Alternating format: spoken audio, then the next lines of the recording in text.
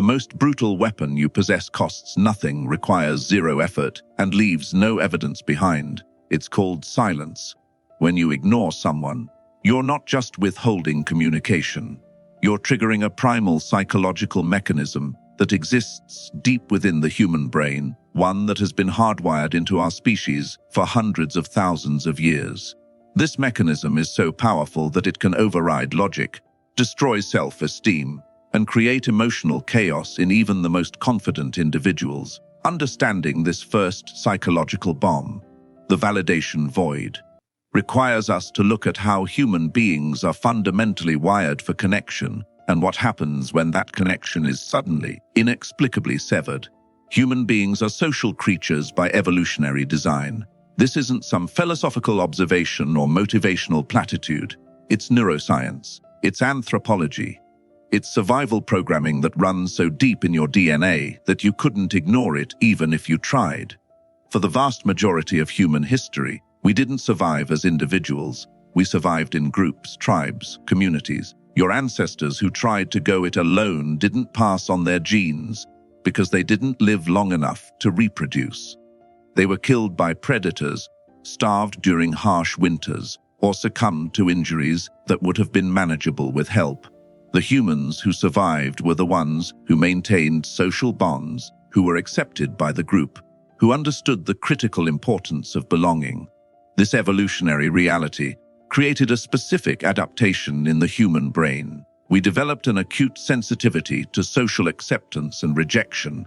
Being valued by your tribe meant access to food, protection, reproduction, and ultimately survival. Being rejected or ignored by your tribe meant something far more sinister. It meant exile. And exile, in the ancestral environment, was essentially a death sentence. You couldn't hunt large game alone. You couldn't defend yourself against rival groups. You couldn't survive the elements without shelter and support. Being cast out meant you would likely die, slowly and painfully, completely alone. Now here's the critical part that most people miss. That ancient programming didn't disappear when we built cities and created modern civilization. It's still there, running in the background of your mind every single day. Your brain hasn't evolved to understand that being ignored in a text message thread isn't the same as being exiled from your tribe. On a neurological level, social rejection activates the same regions of your brain that process physical pain. Scientists have proven this using functional MRI scans. When someone is rejected or ignored, the anterior cingulate cortex and the insula light up. These are the exact same brain regions that activate when you experience physical injury. Your brain literally cannot distinguish between the pain of a broken bone and the pain of social rejection. Both are processed as threats to your survival. This is why being ignored hurts in a way that feels disproportionate to the actual situation. Logically, you know that someone not responding to your message isn't going to kill you. Rationally, you understand that you'll be fine whether or not a particular person acknowledges you. But your emotional brain, the limbic system that evolved over millions of years, doesn't care about logic. It only knows patterns. And the pattern it recognizes is this: loss of social connection equals danger. So it triggers an alarm, anxiety, discomfort, a gnawing sense that something is wrong and needs to be fixed immediately. But the validation void goes even deeper than just triggering pain responses. It creates a specific type of psychological emptiness that the human mind finds absolutely intolerable. We are meaning-making machines. Our brains are constantly trying to create coherent narratives about the world around us, especially about our social relationships. We need to understand where we stand with people. Are we valued? Are we respected? Are we safe? When communication flows normally, these questions are answered continuously through the small signals we exchange. A reply to a text, a returned phone call, a smile, a conversation. These micro-interactions constantly reassure your brain that you still belong, that you're still valued, that the social connection is intact. When someone ignores you, all of those reassuring signals stop. Suddenly, you have no data, no feedback, no confirmation that the relationship still exists in the form you understood it. Your brain encounters a gap in the narrative, an unanswered question, that it cannot resolve. And here's what makes this particularly destructive. Your brain will not leave that gap empty. It cannot. The human mind abhors uncertainty in social relationships because uncertainty meant danger in our evolutionary past. So your brain does what it's programmed to do. It fills the void with assumptions, with theories, with imagined scenarios. And because the brain's primary function is to keep you safe by identifying threats, the assumptions it generates are almost always negative. You don't think, oh, they're probably just busy and will get back to me when they can. That thought might occur to you initially, but it doesn't satisfy the brain's need for certainty. Instead, you start generating darker explanations. They're upset with me. I said something wrong. They don't respect me anymore. They've found someone better. I'm not important enough for their time. These thoughts aren't random. They're your brain trying to solve the puzzle, trying to understand why the social connection has been disrupted so it can figure out how to repair it and restore your standing in the tribe. The cruel irony is that the person ignoring you might have no negative feelings toward you whatsoever. They might simply be distracted, overwhelmed, or dealing with their own issues. But your brain doesn't have access to that information. All it knows is that the normal pattern of interaction has been broken, and broken patterns trigger threat responses. So you suffer, not because of what's actually happening, but because of what your brain imagines might be happening. This is where weak minds begin to crack. They cannot tolerate the uncertainty. They cannot sit with the discomfort of not knowing, so they reach out again and again. They apologize for offenses they didn't commit. They lower their standards and sacrifice their dignity just to get any response, any confirmation that they still exist in the other person's world. They're not doing this because they're pathetic or desperate by nature. They're doing it because their evolutionary programming is screaming at them that social rejection is dangerous and must be resolved immediately. The problem is that this reaction makes everything worse. It confirms to the other person that they hold all the power in the dynamic. It lowers your status. It makes you appear needy and weak, which only reinforces the other person's decision to ignore you in the first place. Strong minds handle the validation void differently. They recognize the discomfort for what it is, an evolutionary hangover that's no longer relevant to their actual survival. They understand that being ignored doesn't mean they're worthless. It means someone has chosen not to engage, and that choice says more about the other person than it does about them. They sit with the uncertainty. They tolerate the discomfort. They refuse to fill the void with desperate actions that compromise their dignity. And because they don't react with panic or desperation, they maintain their power and their self-respect regardless of whether the other person ever responds. The second psychological bomb that detonates inside someone's mind when they're ignored is perhaps the most insidious, because it operates largely below the level of conscious awareness. It's called the obsession loop, and once it starts spinning, it can consume every waking moment of a person's mental energy without them even realizing how completely it has hijacked their thought processes. This phenomenon is rooted in a well-documented psychological principle known as the Zeigarnik effect, named after Russian psychologist Bluma Zeigarnik, who discovered that the human brain has a peculiar and powerful tendency to obsess over incomplete tasks and unresolved situations far more intensely than it remembers completed ones.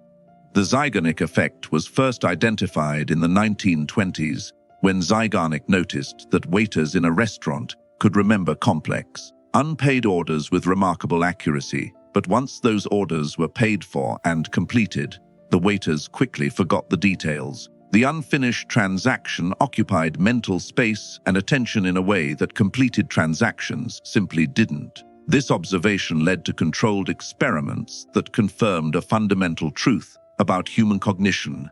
Our minds are designed to hold on to unfinished business, to keep it active and present in our consciousness until we can bring it to completion.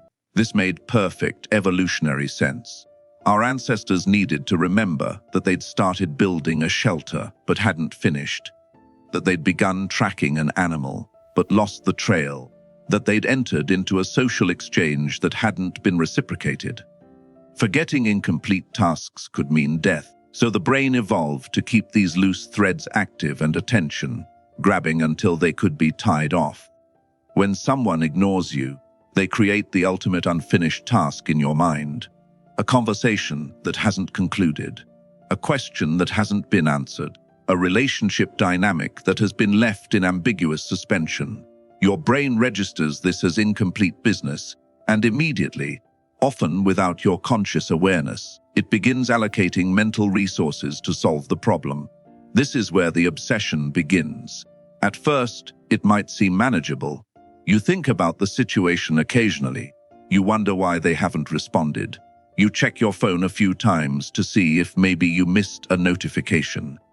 But the Zeigarnik effect doesn't stay manageable. It intensifies over time because the incompleteness continues to exist, and your brain keeps flagging it as something that needs resolution. What makes this particularly destructive is that the obsession operates on multiple levels simultaneously. On the surface level, you're consciously thinking about the person and the situation. You're analyzing the last conversation you had, searching for clues about what went wrong. You're crafting mental responses to messages you haven't received. You're imagining different scenarios where you confront them, explain yourself, or regain their attention. But beneath this conscious processing, something even more powerful is happening. Your subconscious mind is running constant background simulations, trying to solve the puzzle of why this person has withdrawn. It's pulling up memories of past interactions, looking for patterns. It's generating theories and hypotheses. It's creating emotional responses to imagined future conversations. All of this is happening whether you want it to or not, whether you're aware of it or not, because your brain has categorized this situation as unfinished business that threatens your social standing and therefore your survival. The truly diabolical aspect of the obsession loop is how it feeds on itself and grows stronger the longer the silence continues. In the beginning, you might check your phone every few hours, then every hour, then every 20 minutes. You start noticing the read receipts, the online status indicators, all the small digital breadcrumbs that confirm the person is active and choosing not to respond to you specifically. Each of these observations doesn't bring relief. Instead, they intensify the obsession because they add new data to the incomplete puzzle without actually solving it. You now know they're online. You know they're reading other messages. You know they're choosing to ignore you. But you still don't know why, and that why becomes an all-consuming question that your brain cannot let go of. People caught in this obsession loop often describe it as feeling like they're going crazy, and in a sense, they're not wrong. The repetitive, intrusive thoughts about the person and the situation mirror the cognitive patterns seen in obsessive, compulsive disorder. Your mind keeps returning to the same thoughts, the same questions, the same scenarios, over and over again, seeking resolution that never comes. You might be at work, trying to focus on a project, but part of your mind is still spinning through possible explanations for why they're ignoring you. You might be having a conversation with someone else, but you're not fully present because you're mentally rehearsing what you'll say if the person finally responds. You might lie in bed at night, exhausted, but unable to sleep because your brain is still processing, still analyzing, still trying to complete the incomplete task. The obsession loop also creates a perverse power dynamic that the person doing the ignoring may or may not be consciously aware they're wielding. While you're spending hours of mental energy thinking about them, analyzing them, obsessing over them, they're likely not thinking about you at all. They've moved on with their day, their week, their life. They might have forgotten about the conversation entirely. They might be dealing with their own issues that have nothing to do with you. Or they might be deliberately using silence as a power move, fully aware that your mind is likely spinning out of control. Either way, the result is the same. You've given them complete occupancy of your mental real estate without them having to do a single thing. They live rent-free in your head, while you exhaust yourself trying to solve a puzzle they're not even thinking about. This is where weak minds truly reveal themselves. They cannot break the loop. They cannot stop the obsessive thinking. The discomfort of the unresolved situation becomes so intense that they'll do anything to bring it to completion, even if that completion is negative. They'll send multiple messages, each one more desperate than the last. They'll reach out through different channels, trying to force a response through sheer persistence. They'll lower themselves, apologize excessively, offer explanations and justifications for behavior that doesn't need justifying. They're not doing this because they're weak in character necessarily. They're doing it because their brain has hijacked their behavior in service of completing the incomplete task. The Zeigarnik effect has them in a chokehold, and they'll sacrifice their dignity, their self-respect, and their power just to make the obsessive thoughts stop. What these people don't understand is that getting a response, any response, won't actually bring the relief they're seeking. Even if the person finally replies with a short, dismissive message, it doesn't complete the task in a satisfying way. It just creates new incomplete tasks. Why was the response so short? Why did they take so long? Are they still upset? What does this mean for the relationship going forward? The obsession simply morphs into a new form rather than dissipating. The only way the person being ignored can truly regain their power and their peace of mind is to consciously decide to close the loop themselves by accepting the ambiguity and moving forward regardless of whether they get the resolution they're craving. Strong minds recognize the obsession loop for what it is, an evolutionary mechanism that's misfiring in a modern context. They feel the pull of the incomplete task, but they don't allow it to control their behavior. They consciously redirect their attention to tasks they can actually complete, to relationships that are reciprocal, to pursuits that add value to their lives. They understand that some questions don't get answered, some conversations don't get concluded, and some people will exit your life without explanation. They make peace with the incompleteness rather than allowing it to consume them, and in doing so, they break the loop and reclaim their mental freedom. The third psychological bomb that detonates when someone is ignored is perhaps the most socially devastating, because it strikes at the very core of how we perceive ourselves in relation to others. This is the status collapse, and it operates on the fundamental truth that every human interaction, whether we consciously acknowledge it or not, exists within a framework of social hierarchy and power dynamics.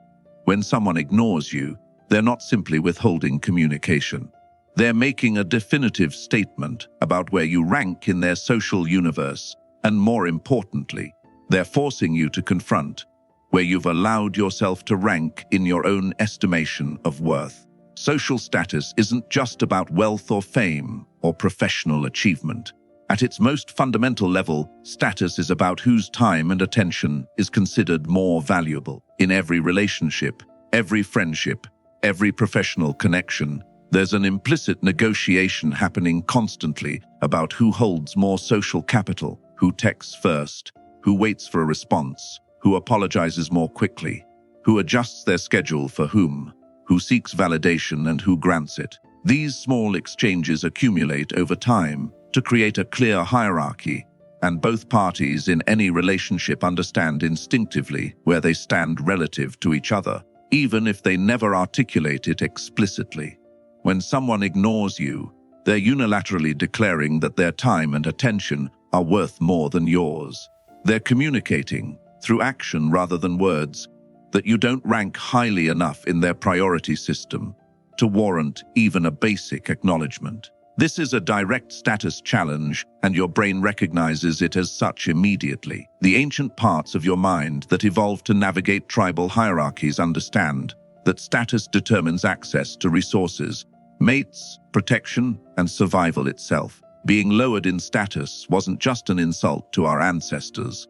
It was a tangible threat to their ability to thrive and reproduce. That same neurological wiring activates today when someone treats you as though you're not worth their time. What makes the status collapse particularly insidious is that it doesn't just affect how the other person views you. It fundamentally alters how you view yourself. This is the psychological phenomenon known as reflected appraisal. We develop our sense of self-worth largely through how we believe others perceive us. When someone consistently responds to your messages, makes time for you, and treats your input as valuable, you internalize the belief that you matter. You carry yourself with confidence because you have external validation that you occupy a position of respect in your social ecosystem. But when someone ignores you, especially someone whose opinion you value, that reflected appraisal turns negative. You begin to internalize the message that you're not important enough, not interesting enough, not valuable enough to deserve their attention. The psychological damage intensifies because ignoring creates ambiguity about your status in a way that direct rejection doesn't. If someone tells you explicitly that they don't want to talk to you anymore, that they're angry with you, or that they need space, you at least know where you stand. You can process that information and respond accordingly. You maintain your agency because you have clear data to work with. But ignoring provides no such clarity. It leaves you in a state of status limbo, where you don't know if you've been demoted, forgotten, or simply deprioritized. This uncertainty forces you into a position of weakness because you cannot act decisively when you don't have accurate information about your social standing. The human response to status threat is deeply predictable and often self-destructive. When we feel our social position slipping, we instinctively try to regain it through displays of value or submission. This is where you see people who are being ignored suddenly start performing for the person's attention.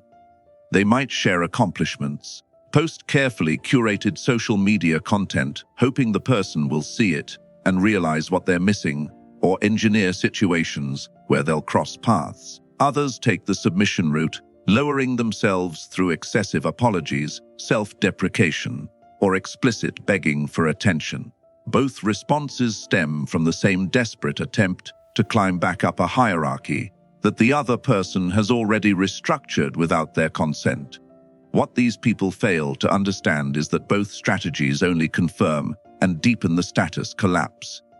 When you perform for someone's attention, you're communicating that their validation is more important than your self-respect. When you submit and beg, you're explicitly acknowledging that they hold power over your emotional state and self-worth. Either way, you're reinforcing the exact dynamic that's causing you pain. You're proving to both the other person and yourself that you occupy a lower position in the social hierarchy, that your attention and time and energy are worth less than theirs. The status collapse also creates a ripple effect that extends beyond the specific relationship where the ignoring is occurring. When you allow someone to diminish your status without consequence, you begin carrying yourself differently in all your interactions. You become more hesitant, more approval-seeking, more willing to accept scraps of attention from others. People can sense when someone has low social confidence, when they're operating from a position of perceived weakness. It affects how colleagues treat you at work, how friends engage with you socially, even how strangers respond to you in casual interactions. The status collapse in one relationship can metastasize into a generalized lowering of your social position across your entire life if you don't recognize it and interrupt the pattern. This is where the distinction between weak minds and strong minds becomes starkest. Weak minds accept the status judgment that ignoring implies. They internalize the message that they're not valuable enough to deserve a response, and they allow that belief to reshape their behavior and self-concept. They chase harder, apologize more, lower their standards, and accept treatment that violates their dignity because they've accepted the implied hierarchy where they rank below the person ignoring them. They give away their power completely and often don't even realize they're doing it because the status collapse happens gradually and feels emotionally overwhelming rather than intellectually clear. Strong minds reject the entire premise. They understand that someone choosing not to engage doesn't actually determine their worth or their status, except in that specific relationship. They recognize that every person they interact with is making choices based on their own priorities, insecurities, strategies, and circumstances, and those choices are data points about the other person, not definitive judgments about their own value.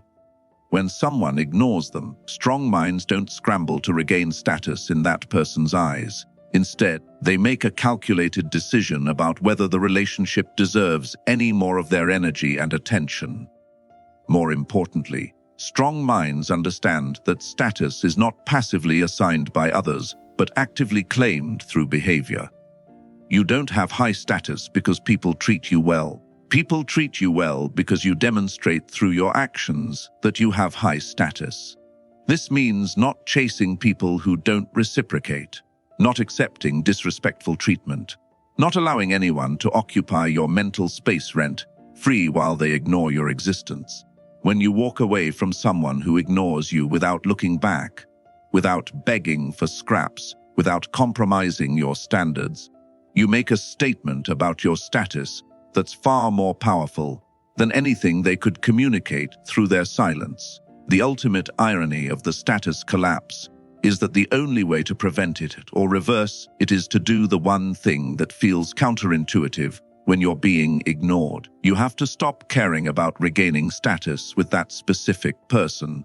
You have to genuinely detach from the outcome, redirect your attention and energy toward people and pursuits that reciprocate your investment, and demonstrate through your choices that your time and attention are valuable regardless of whether any particular person recognizes that value. When you do this authentically, not as a manipulation tactic, but as a genuine recalibration of your priorities, something powerful happens. You stop experiencing the emotional devastation of being ignored because you've removed your self-worth from the equation entirely. And often, though not always, the person who was ignoring you suddenly takes notice because you've disrupted the power dynamic they were exploiting. The fourth psychological principle underlying why ignoring destroys weak minds requires understanding a concept that most people fundamentally misunderstand about human interaction and power dynamics. This principle is about narrative control, and it operates on the reality that whoever controls the framing of a relationship, a conflict, or an interaction holds the ultimate power in that dynamic. When you ignore someone, you're not just refusing to communicate.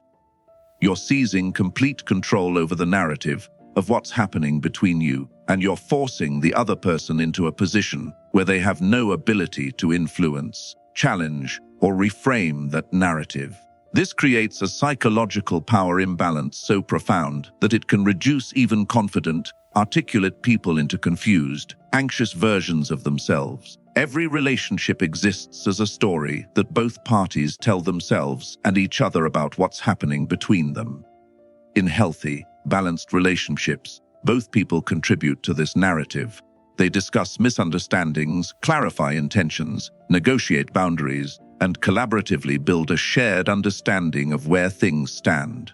But the moment one person goes silent, this collaborative narrative construction stops completely. The person who remains silent becomes the sole author of the story, at least from a position of action, while the person being ignored is left with nothing but their imagination and insecurity to fill in the blanks.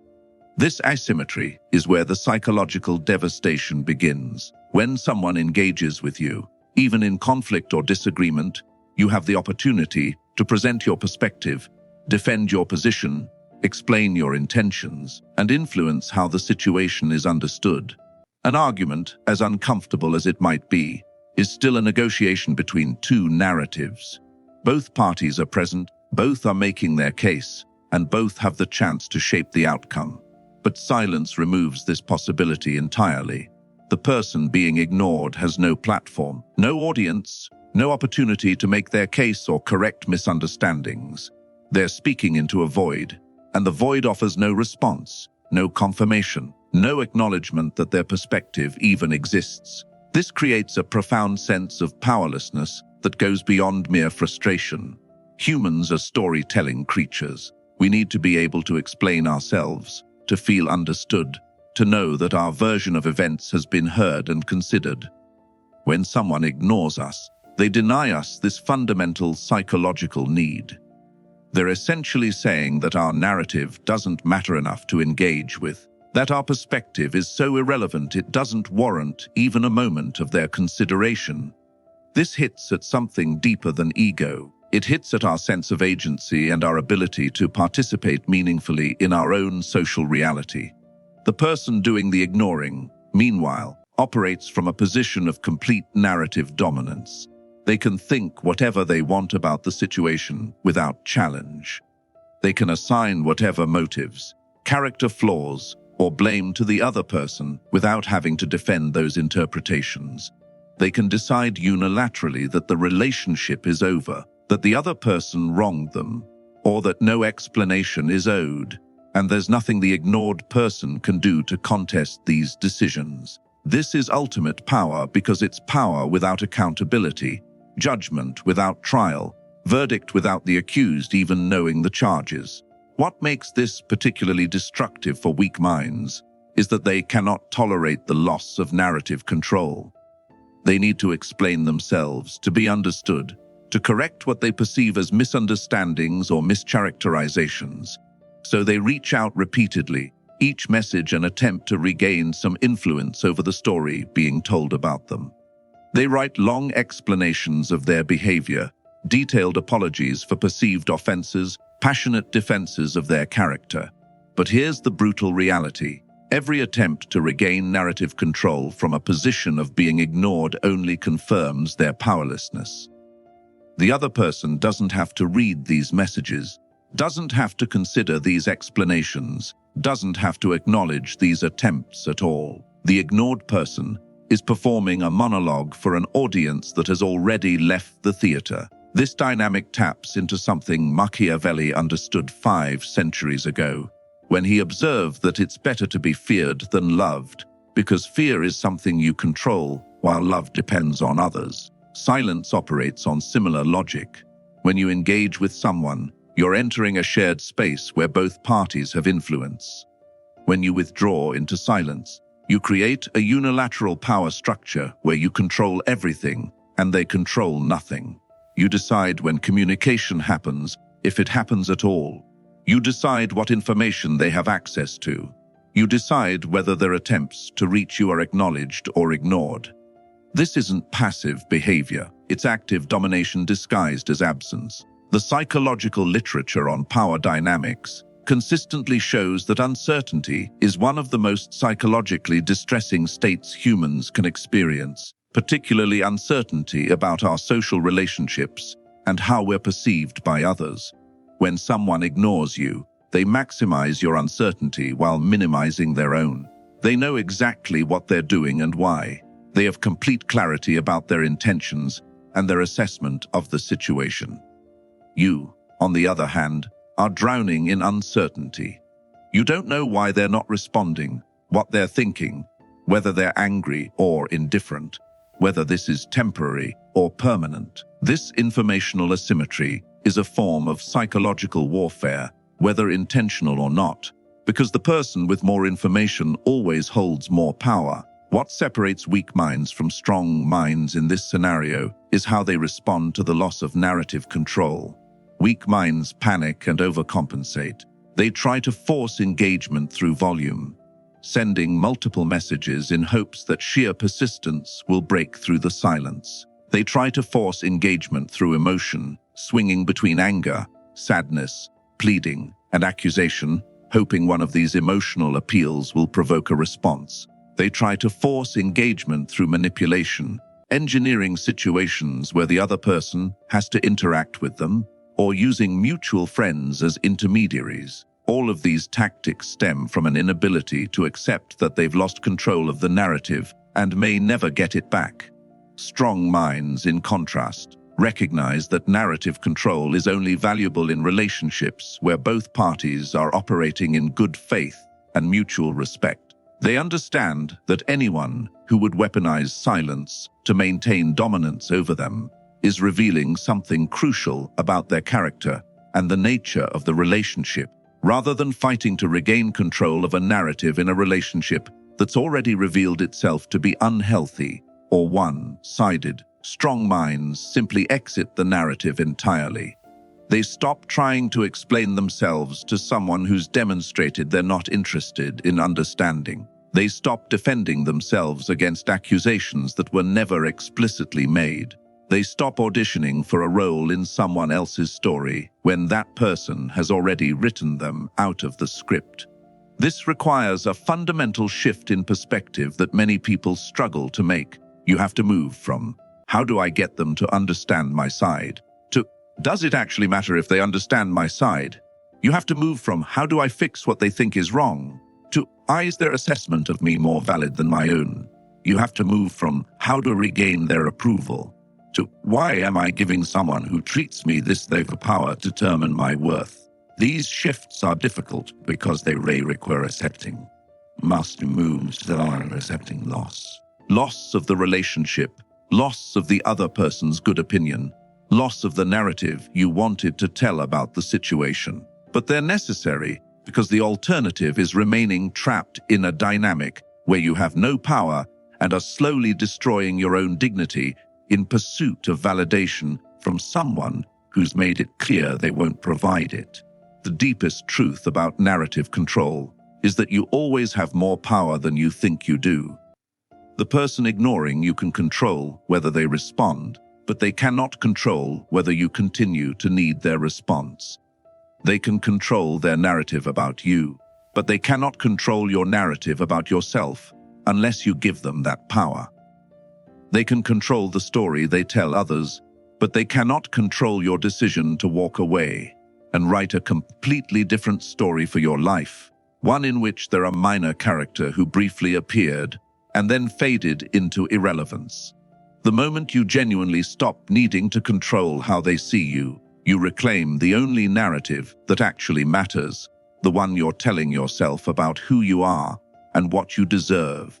The fifth, and perhaps most devastating psychological principle at work when someone is ignored is the concept of emotional investment imbalance, and it reveals a harsh truth about human nature that most people either don't understand or refuse to accept until it's too late.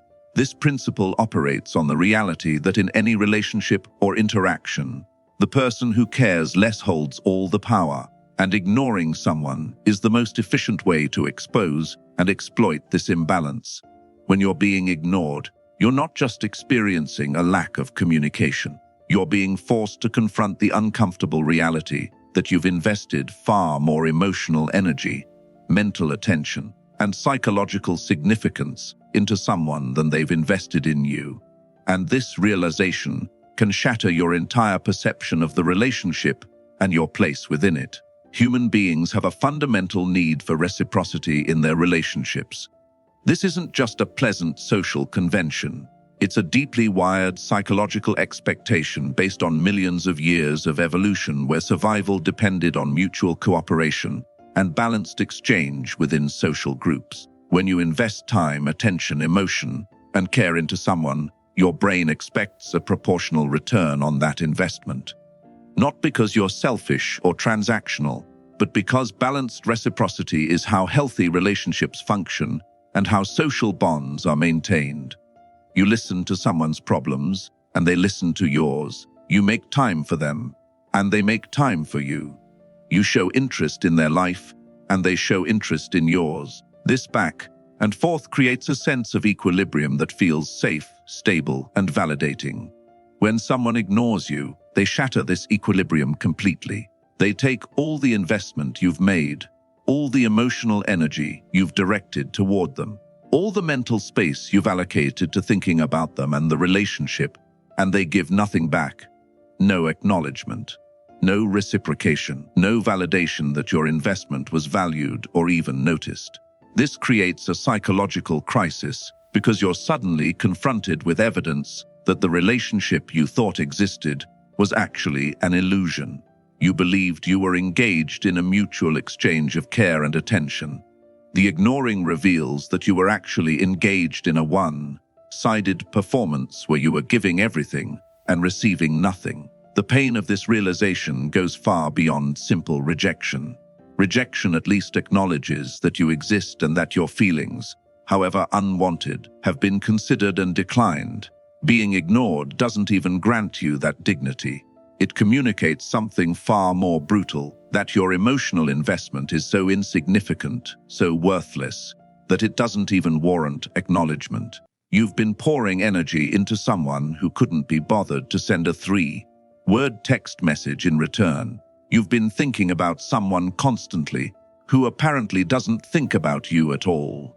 You've been assigning importance to someone who has clearly assigned you none. This asymmetry is psychologically devastating because it forces you to confront how badly you've misjudged the relationship and how foolish you've been to invest so heavily in someone who values you so little. Weak minds respond to this investment imbalance by doubling down. They operate on the sunk cost fallacy, the irrational belief that because they've already invested so much time, energy, and emotion, they need to keep investing more to justify the initial investment and hopefully get a return. This is the gambler at the casino who's already lost $500 and decides to bet another $500 because surely their luck will turn around. Surely they'll win back what they've lost. But relationships don't work like gambling. The house doesn't eventually pay out if you just keep playing. When someone shows you through their ignoring behavior that they don't value your investment, continuing to invest more doesn't make them suddenly recognize your worth. It just makes you look more desperate and confirms their assessment that you're someone they can treat poorly without consequence. These weak minds will send increasingly emotional messages, each one representing a greater investment of vulnerability and dignity.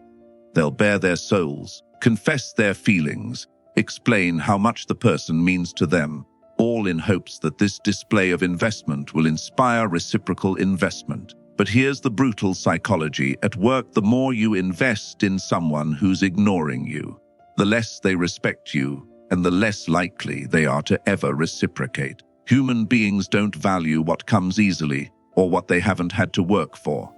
When you chase someone who's ignoring you, you're communicating that your attention and affection are freely available regardless of how you're treated. You're teaching them that they can give you nothing and still receive everything from you. This makes you less valuable in their eyes, not more, because value is fundamentally about scarcity and conditionality. The emotional investment imbalance also creates a distorted perception of the other person that makes the situation even worse. When you're investing heavily in someone who's not reciprocating, your brain starts engaging in what psychologists call effort justification. Essentially, your mind cannot accept that you're wasting enormous amounts of emotional energy on someone who isn't worth it, so it convinces you that the person must be extraordinarily special, valuable, and important to justify the level of investment you're making. You start romanticizing them, attributing qualities to them they may not actually possess, imagining depths to the relationship that never existed. This isn't love or genuine connection. It's your brain protecting you from the cognitive dissonance of recognizing that you're being a fool. This psychological distortion is why people often obsess most intensely over the people who treat them worst. The person who's always available, who consistently responds, who shows clear reciprocal interest, doesn't create the same obsessive pull because there's no investment imbalance to resolve. Your brain doesn't need to justify your investment because the return is obvious and proportional. But the person who ignores you, who's intermittently available, who gives you just enough attention to keep you hooked, but never enough to feel satisfied, creates a massive investment imbalance that your brain becomes obsessed with resolving. You keep investing more, thinking that eventually the scale will balance. Eventually they'll reciprocate. Eventually your investment will pay off.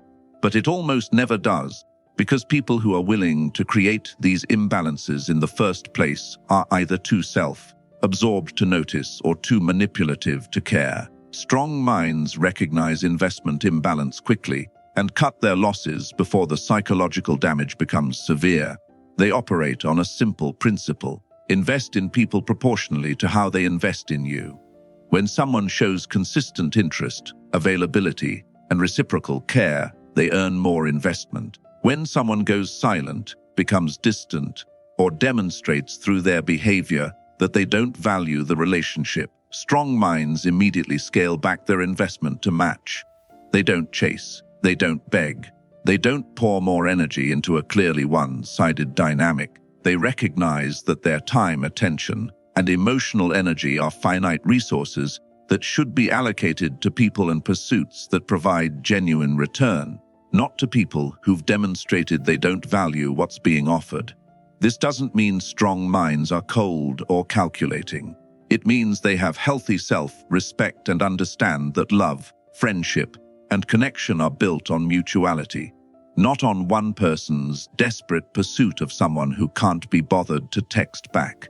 They understand that if they have to convince someone to value them, fight for someone's basic acknowledgement, or perform for someone's attention, then the relationship is already broken beyond repair. Real connection doesn't require this kind of degrading pursuit.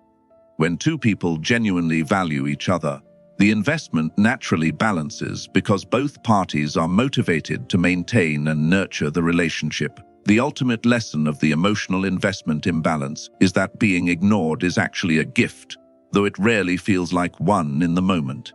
It's information. Painful, uncomfortable, ego-bruising information, but information nonetheless. When someone ignores you, they're showing you exactly how much you matter to them, exactly what level of respect and consideration you can expect from them, exactly what kind of person they are beneath whatever facade attracted you initially. Weak minds reject this information and keep investing anyway, hoping reality will somehow change. Strong minds accept the information, thank the universe for the clarity, and redirect their investment toward people who've actually earned it. They understand that you can't lose something you never really had, and anyone who would ignore you was never truly yours to begin with. Your attention is a gift, not a burden, and it belongs with people who recognize it as such.